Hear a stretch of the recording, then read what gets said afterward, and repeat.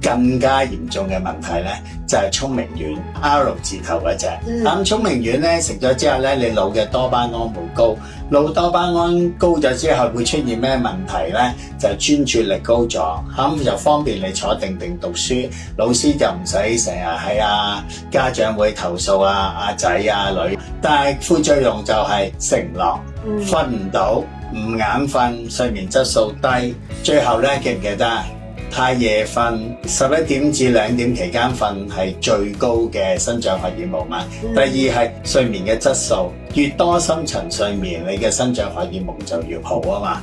咁佢就係呢隻藥嘅副作用就破壞咗呢兩個好關鍵增高嘅原因。佢兩個周圍飛就冇人協助佢之下咧，佢食到佢16歲過嚟嗰時，男仔都冇1.6米，都係1.58米、1.59米。